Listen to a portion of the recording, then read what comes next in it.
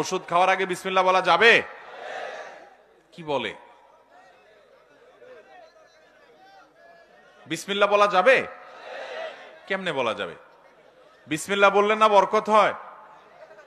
বিসমিল্লাহ বললে বরকত হয় না?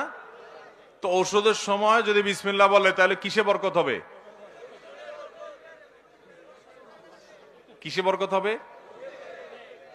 সবাই বলতেছে রোগে বরকত হবে। ঔষধ কি রোগ হওয়ার জন্য খায় না রোগ সারার জন্য খায়? আমরাও ছোটবেলায় এরকম শুনেছি, মা চাচিরা ঔষধ খাওয়ার সময় বিসমিল্লাহ বললে বলতো না না না না, ঔষধ খাওয়ার সময় বিসমিল্লাহ বলতে হয় না।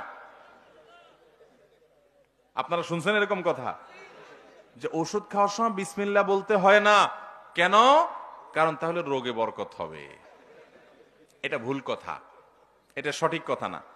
বিসমিল্লাহ যেহেতু বলতে নিষেধ করতেন এক সময় মুরব্বীরা, অনেক মুরব্বীরা, এই জন্য ওষুধ খাওয়ার একটা দোয়া বানায় নিছে, আল্লাহ শাফি আল্লাহ কাফি আল্লাহ মাফি।